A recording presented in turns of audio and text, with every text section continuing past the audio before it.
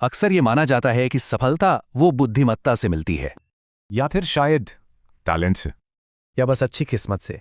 लेकिन सच तो ये है कि सफल और औसत लोगों के बीच जो असली फर्क है वो इन सबसे कहीं ज्यादा गहरा है और खामोश है। ये फर्क साइकोलॉजिकल है, आदतों से बनता है, और ये भीड़ को नजर नहीं आता। देखिए, सफलता कोई इत्तेफाक नहीं होती, इसे धीरे धीरे एक जुनून के साथ गढ़ा जाता है, उन तरीकों से जिन्हें अक्सर लोग समझ ही नहीं पाते। तो पहला सिद्धांत है विश्वास। सबसे कामयाब लोग वो नहीं जो सबसे ज्यादा शोर मचाते हैं, बल्कि वो हैं जिन पर सबसे ज्यादा भरोसा किया जा सकता है। विश्वास एक तरह का अदृश्य लीवरेज है, एक ऐसी ताकत जो पैसे से भी तेजी से बढ़ती है और जिसकी पहुंच आपकी रेप्यूटेशन से भी कहीं ज्यादा दूर तक होती है। सोचिए, जब लोग किसी पर भरोसा करते हैं तो क्या होता है? मौके बिना बुलाए दरवाजे पर आते हैं, पैसा बिना किसी रुकावट के फ्लो करता है, और पार्टनरशिप्स वो अपने आप बड़ी आसानी से बन जाती हैं।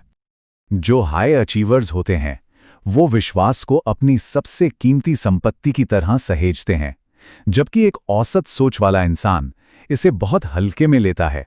और याद रखिए, मार्केट इस फर्क को कभी नहीं भूलता। अब बात करते हैं समय की। ज्यादातर लोग आज के लिए यानी अभी के लिए जीते और सोचते हैं, लेकिन जो हाई परफॉर्मर्स होते हैं वो हमेशा बाद के लिए सोचते हैं, लंबे समय के लिए। असल में वो शॉर्ट टर्म में गलत साबित होने के लिए भी तैयार रहते हैं, ताकि लॉन्ग टर्म में उन्हें कोई हरा ना सके। यही वजह है कि वो फौरी खुशी को टाल देते हैं, इनाम मिलने से पहले ही निवेश करते हैं और ऐसे स्किल्स बनाते हैं जिन्हें अपनी पहचान बनाने में सालों लग जाते हैं। तो जहां एक तरफ बाकी लोग फौरन मिलने वाली तारीफों के पीछे भागते हैं, ये लोग चुपचाप उस भीड़ से बाहर निकल जाते हैं और एक ऐसा भविष्य बनाते हैं जिसके बारे में दूसरे सोच भी नहीं सकते। अगला फर्क है असफलता को देखने का नजरिया।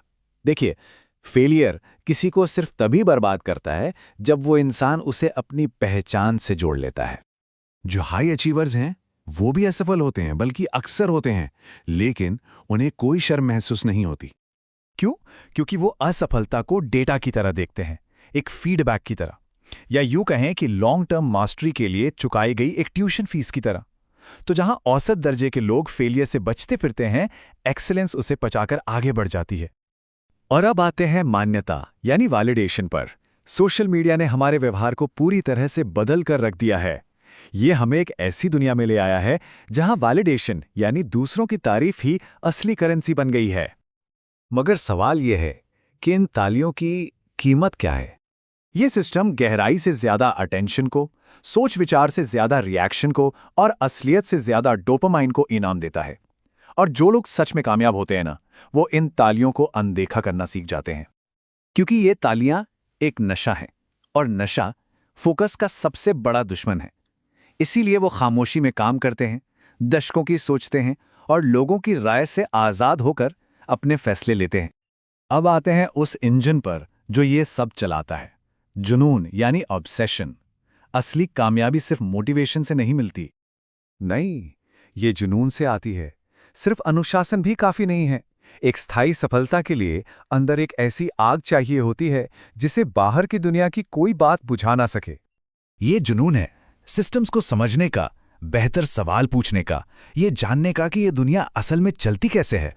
देखिए, जिज्ञासा भी कंपाउंड होती है, और ज्यादातर लोग बहुत जल्दी ही सवाल पूछना बंद कर देते हैं। और आखिर में ओनरशिप। ज्यादातर लोग जिंदगी में जो होता है उस पर बस रिएक्ट करते हैं, जबकि हाई अचीवर्स वो दुनिया पर अपना असर छोड़ते हैं। वो किसी की इजाजत का इंतजार नहीं करते, न ही वो सब कुछ साफ होने का इंतजार करते हैं। वो सीखते सीखते आगे बढ़ते हैं और चीजें बनाते हैं, क्योंकि वो जानते हैं कि रिसोर्सफुलनेस रिसोर्सेस से बड़ी है।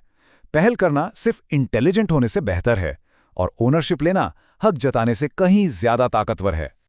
तो जैसा कि हमने देखा, सफलता शोर नहीं मचाती, वो अपनी मौजूदगी का ऐलान नहीं करती। वो दिखती है खामोशी से बनाए गए भरोसे में, हर रोज दोहराई जाने वाली आदतों में, लगातार तेज की गई जिज्ञासा में, और दूसरों की तारीफ को लगातार नजरअंदाज करने में।